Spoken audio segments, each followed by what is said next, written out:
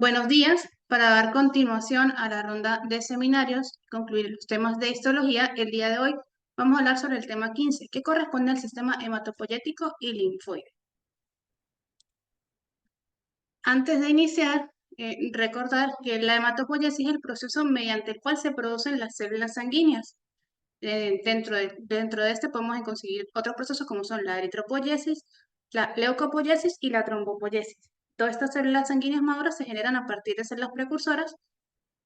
Y es importante resaltar que esta hematopoiesis inicia desde la vida intrauterina aproximadamente hacia las 3 semanas de intrauterina, bueno, la redundancia, inicia en el saco vitelino.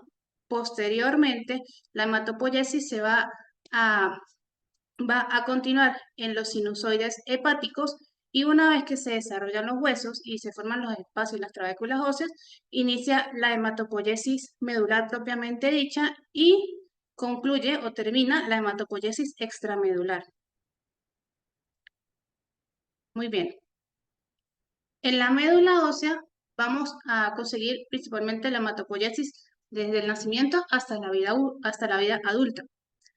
Esta médula ósea es un tejido conectivo vascular que contiene las células responsables de la hematopoiesis, tiene células precursoras, se sitúa en la cavidad medular de los huesos largos.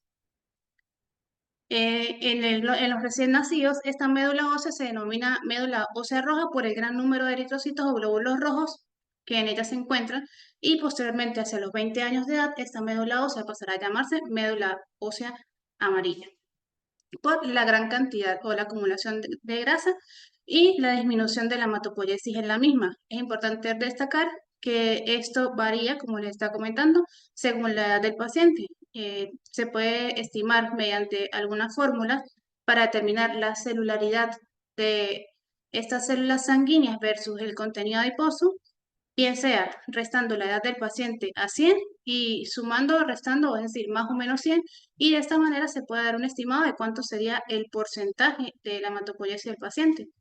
También hay una regla eh, eh, que la divide en tercios, teniendo que los pacientes menores a 30 años van a tener 3 veces más cantidad de células hematopoyéticas versus una vez la de adipocitos, ya de 30 a 65 años pueden tener una relación más o menos igual de 1 a 1, y posterior a los 60 70 años van a tener una relación de 1 sobre 3, donde predomina principalmente el contenido de adipocitos sobre las células hematopoyéticas.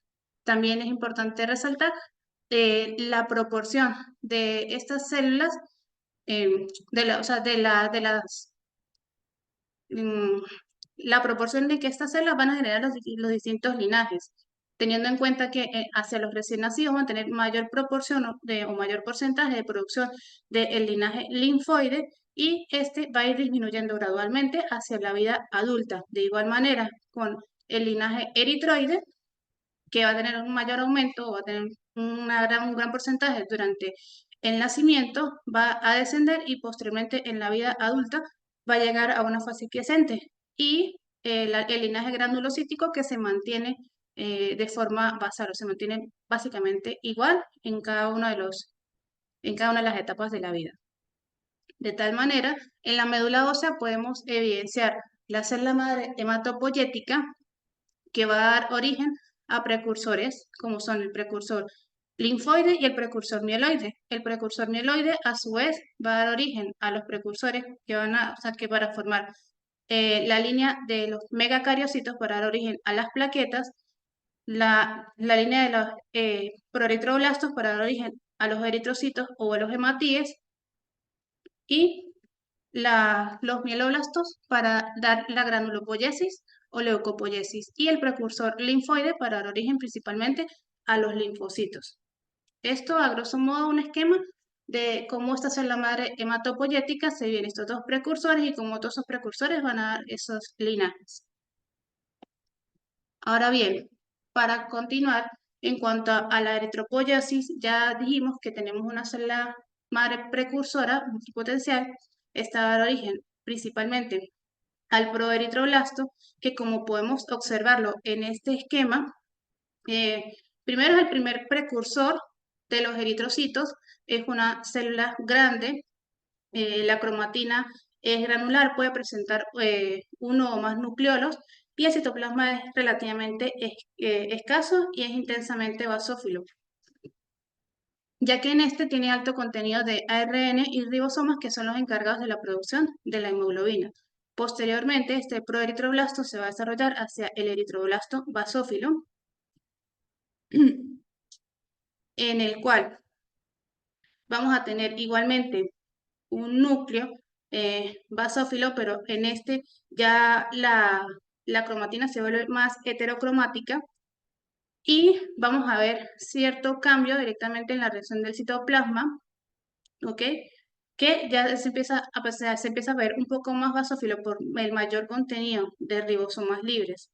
Posteriormente, este eritroblasto basófilo va a diferenciarse a un eritroblasto policromófilo, donde la cromatina va a adquirir inclusive una especie de patrón cuadriculado, que es lo que lo hace más característico. El citoplasma del mismo puede verse de color gris por la presencia o por la combinación de regiones acidófilas y basófilas, ya que en estas se están presentando, ya se está desarrollando principalmente la hemoglobina, pero en vista de que todavía se mantienen altos contenidos de ribosomas, hay una tinción mezclada en el mismo. Por eso se dice que el citoplasma en este se puede evidenciar bien como un gris o un color lila. Posteriormente, este eritroblasto policromófilo se va a diferenciar a un eritroblasto ortocromófilo, que es el normoblasto tardío. En este vamos a tener que ya el citoplasma va a ser mayor en relación al núcleo. Estamos viendo que conforme avanza el estadiaje de estas células, hay una disminución en el núcleo, hay una variación en cuanto al patrón de la cromatina y a la tinción del citoplasma. En este eritroblasto ortocromófilo o normoblasto tardío, evidenciamos que el citoplasma es mucho más eosinófilo porque ya hay mayor contenido en este de hemoglobina y el núcleo es mucho más pequeño. Posteriormente, este eritroblasto ortocromófilo o normoblasto tardío se va a diferenciar en el eritrocito policromófilo o también denominado el reticulocito, que se ve mucho más eosinófilo. Ya en este estadio el eritrocito elimina su núcleo, pero sin embargo con algunas tinciones se pueden ver algunos polirribosomas que forman redes que le dan esta característica o el nombre de reticulocito. Y el estadio final, que es el eritrocito. Es importante destacar que estas células eritropoyéticas o este linaje eritropoyético en la médula ósea se ubica principalmente hacia la región central, lejos de los sinusoides, e inclusive se puede encontrar adherido a los macrófagos para que estos le ayuden a dar la entrada hacia los sinusoides propiamente dicho. En estas microfotografías podemos evidenciar, tenidas con Jensa, las diferentes características de cada una de esas células. Tenemos el proeritroblasto, como les mencionaba, es una célula grande. El núcleo es principalmente basófilo, hay gran contenido de citoplasma. El citoplasma, de igual manera, es un citoplasma basófilo. Se puede conseguir una región más pálida que le da incluso como la apariencia del plasmocito, pero hay que diferenciarlo igualmente. En el eritroblasto basófilo, que es el que continúa su siguiente linaje, vemos que ya hay una disminución discreta del citoplasma, el núcleo se mantiene grande y podemos ver igualmente ya cambios directamente en esta cromatina.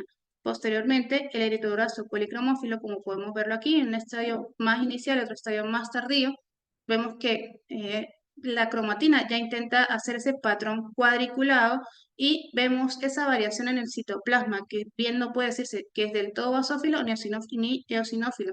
Es más un citoplasma que es mixto, que puede ser como gris o verde lila. Y en esta microfotografía con azul crecilo para tallar principalmente esos grupos de polirribosomas que se encuentran en el citoplasma de los reticulocitos que se están tiñendo de azul y le dan esa apariencia principalmente de redes que le dan el nombre característico de reticulocito. Y a su alrededor el eritrocito propiamente dicho, en el que ya ha perdido su núcleo y ya no tiene este patrón reticulado. Para continuar, la megacariopóyesis es la formación es el proceso mediante el cual se forman las plaquetas o los trombocitos. Estas se van a formar a partir de la célula progenitora mieloide común, como les comenté anteriormente. Esta se va a diferenciar principalmente del megacardioblasto, que va a tener la particularidad que es una célula que mide aproximadamente 30 micras y su núcleo no está lobulado. Posteriormente, este megacardioblasto va a experimentar endomitosis sucesivas. Esto quiere decir que experimenta duplicación de los cromosomas, pero no va a entrar como tal en una división. Entonces, va a aumentar ese número de cromosomas, inclusive llegar hasta 64N su cantidad. A este punto va a cesar ya la replicación. Entonces, en vista de que hay una endomitosis, es decir, hay una duplicación de los cromosomas, esta célula aumenta tanto el tamaño de su citoplasma como el núcleo por la presencia de tantos cromosomas y el núcleo tiene una apariencia multilobulada. Puede llegar a medir inclusive hasta 70 micras. Como podemos observar, el citoplasma es eosinófilo, pálido y pueden encontrarse en él algunos gránulos dispersos. En cuanto a su localización en la médula ósea, estos megacariocitos se ubican principalmente cerca de los sinusoides y pueden emitir algunos pseudópodos que se denominan protoplaquetas para luego fragmentarse y dar origen propiamente dicho a las plaquetas y luego estas sean liberadas hacia, hacia la luz del sinusoide propiamente dicho. En esta microfotografía con Jensa podemos evidenciar las plaquetas que no son más que porciones de citoplasma de estos megacariocitos. Continuando, en cuanto a la granulopoiesis, que es la formación de las células de los leucocitos propiamente dicho, en este caso de los neutrófilos y los eosinófilos y basófilos, van a pasar por diferentes estadios de maduración, como son, tenemos la célula progenitora mieloide común, esta se va a diferenciar en el mieloblasto, que es la célula que podemos evidenciar en esta, se puede reconocer, tiene un núcleo eucromático grande, en esta, a diferencia del proeritroblasto, como tiene mayor cantidad de nucleolos, puede presentar de 3 a 5 nucleolos. Tiene una relación núcleo-citoplasma alta.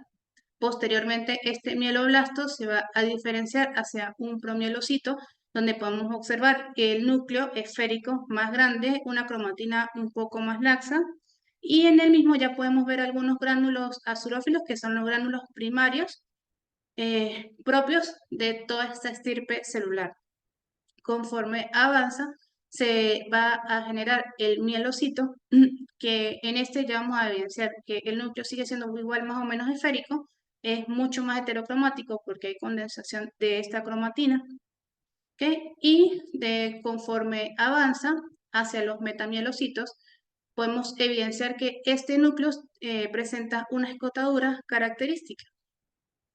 Este metamielocito, en este caso ya podemos evidenciar ciertas características que pueden diferenciar hacia los diferentes estirpes, tanto a los basófilos, a los eosinófilos y a los neutrófilos. Posteriormente a la etapa de metamielocito le continúan las células en banda o células en callado, como podemos observar en esta microfotografía. Y posteriormente vamos a tener la última etapa que sería la etapa segmentada, donde ya vamos a ver las diferentes características de cada una de estas células.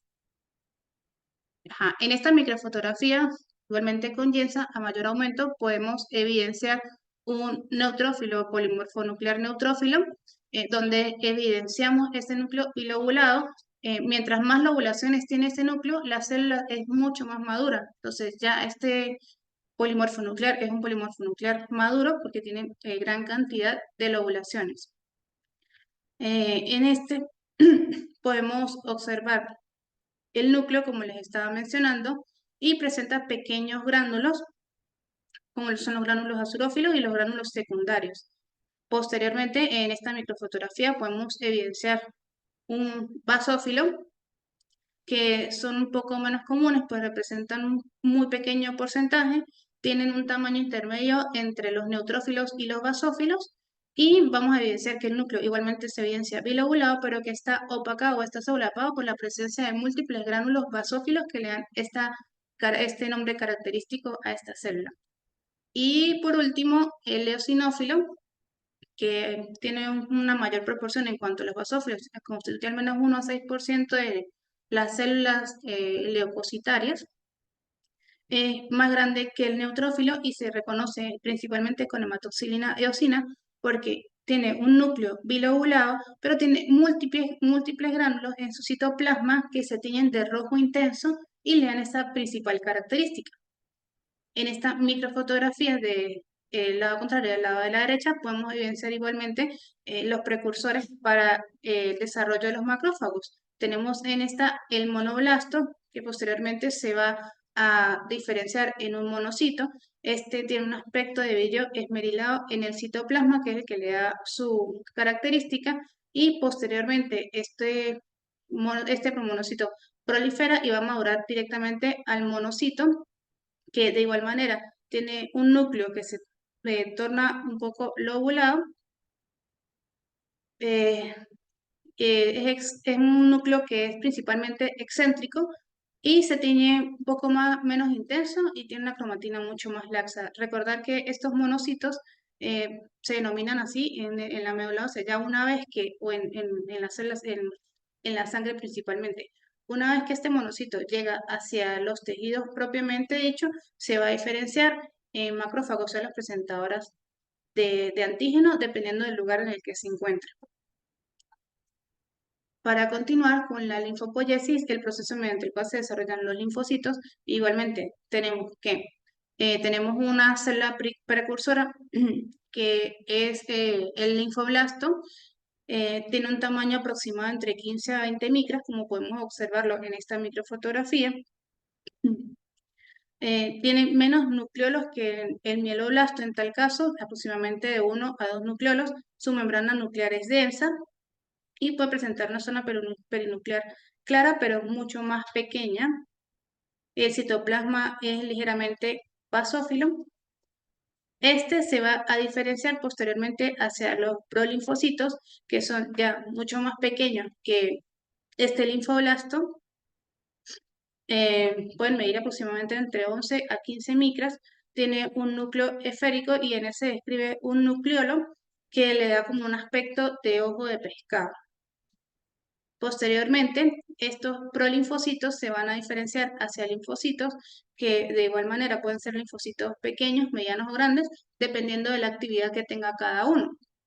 En esta microfotografía, donde podemos evidenciar el linfoblasto, evidenciamos igualmente un linfocito adherido a él, donde podemos evidenciar un núcleo que ocupa casi toda la totalidad del citoplasma. Podemos evidenciar igualmente su cromatina, una cromatina principalmente condensada, a diferencia de lo que podemos observar en el linfoblasto. Y posteriormente, este linfocito, según si ya ha pasado por diversos estadios y ya sería una célula que está destinada a formar directamente anticuerpos, se va a denominar una célula plasmática o plasmocito, que es la que podemos evidenciar en este caso, que ya sería el estadio final de esta transformación del linfocito B. Podemos observar en esta un núcleo ovalado, prácticamente excéntrico, la cromatina está condensada y esta cromatina adquiere una disposición como en rueda de carreta. En el citoplasma igualmente podemos observar el halo perinuclear, que se ve un poco más blanquecino, está justo por debajo de ese núcleo, que es la zona Golgi. Para continuar, en los órganos linfoides. Los órganos linfoides es donde se proliferan y se reproducen principalmente los linfocitos. Vamos a tener que se pueden diferenciar en órganos linfoides primarios, donde tenemos la médula ósea y el timo, y en órganos linfoides secundarios, como lo son el vaso, los ganglios linfáticos, las amígdalas y los tejidos linfáticos difusos.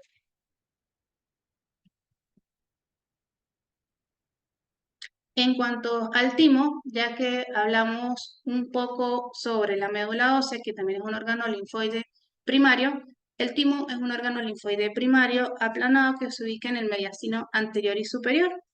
Se encuentra en la zona inferior del cuello, tiene mayor actividad durante la infancia, por eso en esta microfotografía podemos evidenciar que está compuesto principalmente por una cápsula de tejido conectivo laxo, desde donde se irradian tabiques para formar los lobulillos tímicos.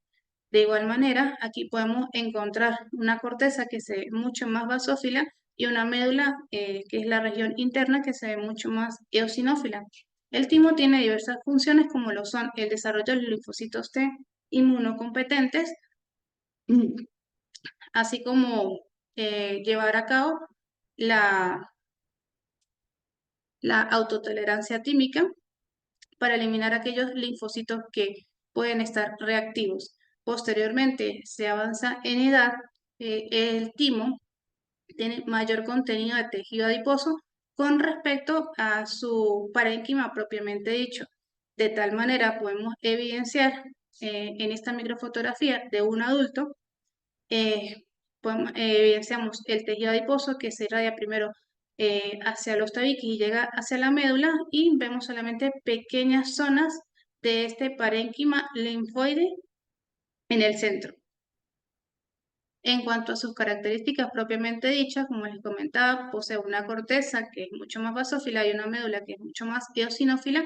En la corteza vamos a tener principalmente los protimocitos, que sería el equivalente a los prolinfocitos, que migran desde la médula ósea y van a acceder a la misma. Es importante destacar que tanto el timo como el vaso no poseen vasos linfáticos aferentes, poseen vasos linfáticos eferentes, que le dan incluso también una diferencia con respecto a los ganglios que sí poseen estos vasos.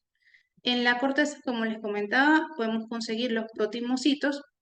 Estos protimocitos que se encuentran más hacia la cápsula, por diferentes divisiones, van a ir migrando y se van a ir proliferando hasta llegar a la corteza conforme estas células se van especializando. De tal manera, a nivel de la corteza podemos evidenciar ciertas diferentes mitosis por la presencia de la división de estos protimocitos. En cuanto a la médula, vamos a tener una particularidad, que son los denominados corpúsculos de Hazard, que son células epiteliales queratinizadas que se disponen de forma concéntrica y se pueden evidenciar aquí en la médula. El vaso es un órgano linfoide secundario que se ubica principalmente a nivel del hipocondrio izquierdo. Este tiene una rica irrigación dada por una única arteria, que es la arteria esplénica, y va a drenar hacia la vena esplénica, la cual va directamente hacia el sistema portal hepático. Desde el punto de vista macroscópico, ya pudiésemos evidenciar, una vez al corte, que se ve el parénquima en su mayor parte de rojo oscuro, con pequeños nódulos blanquecinos, que es lo que le da la característica primordial de una pulpa roja y una pulpa blanca. Y posteriormente, con microscopía, podemos evidenciar igualmente estas características.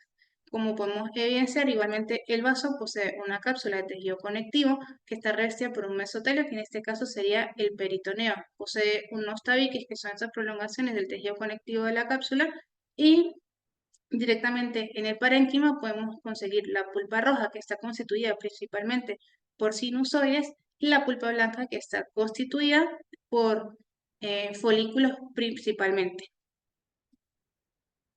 Aquí más detalladamente podemos evidenciar las características de la pulpa roja, en la cual se encuentra constituida principalmente por sinusoides venosos. En la pulpa blanca evidenciamos igualmente estas regiones que constituyen agregados linfoides. Aquí señalando, hay una arteriola, y alrededor de esta arteriola hay un cúmulo de linfocitos B que rodean la misma, y esto se denomina la vaina linfoide periarteriolar. Y posteriormente, hacia la pulpa blanca, como les estaba comentando, encontramos estos folículos linfoides, que son similares a los que pudiésemos observar en los ganglios linfáticos.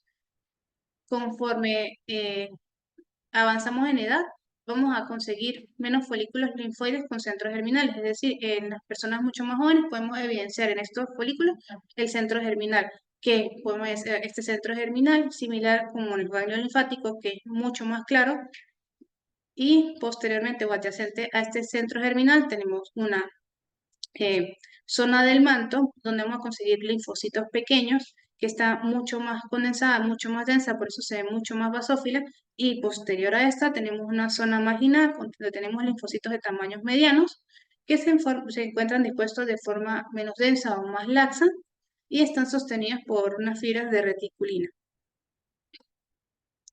Para continuar con los órganos linfoides, en el ganglio linfático, de igual manera, son órganos linfoides encapsulados, son pequeños.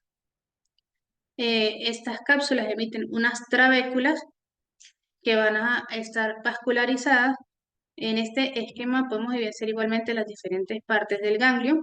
Podemos evidenciar en esta zona estos vasos linfáticos aferentes que drenan principalmente hacia la zona subcapsular, que ya lo vamos a evidenciar un poco más adelante, los vasos linfáticos eferentes, que son los que salen del mismo y salen a través del hilio hacia la corteza, que es la zona más externa. Podemos evidenciar la característica principal, que son los folículos linfoides, y hacia la zona medular podemos conseguir principalmente los cordones medulares y los senos medulares. Aquí en esta microfotografía, a menor aumento, podemos evidenciar las características del ganglio. De igual manera, la corteza, ¿ok? Esta zona delimitada aquí con la letra S sería lo que corresponde a los senos subcapsulares, que es donde drenan principalmente los vasos linfáticos aferentes. En la zona de la corteza, lo podemos observar acá que se ve mucho más basófila, estas estructuras que le dan esta característica, que son los folículos linfoides, que podemos conseguirlos bien sea de folículos linfoides primarios o secundarios, dependiendo de si ya estos se han tenido contacto con un antígeno y se han especializado. Y posteriormente hacia la zona de la médula podemos conseguir los cordones medulares, donde vamos a conseguir principalmente los plasmocitos, que son los linfocitos B maduros propiamente dichos, y podemos conseguir igualmente los sinusoides medulares. Aquí, con menor aumento tenido con hematoxilina eosina, podemos evidenciar igualmente las características de este folículo linfoide. En este caso tenemos un folículo linfoide secundario porque presentamos una zona germinal y hay una zona del manto que se ve mucho más oscura en comparación a esta zona germinal. En esta zona germinal vamos a conseguir principalmente linfocitos que son un poco más grandes, que son aquellos que ya han tenido contacto con algún antígeno que pudo haber sido entregado por alguna célula presentadora de antígenos, como puede ser el caso de los linfocitos T. En estas otras microfotografías, ya con tinciones de inmunistoquímica, para demostrar la presencia de las diferentes poblaciones de linfocitos que podemos conseguir en estos folículos, principalmente con CD20 para diferenciar a los linfocitos B y con CD3 para diferenciar a los linfocitos T, que pueden conseguirse alrededor de este folículo linfoide, ya que estos se encuentran también en mayor proporción hacia la zona de la paracorteza, que es el tejido que se encuentra rodeando propiamente a la corteza y esos folículos linfoides. Gracias.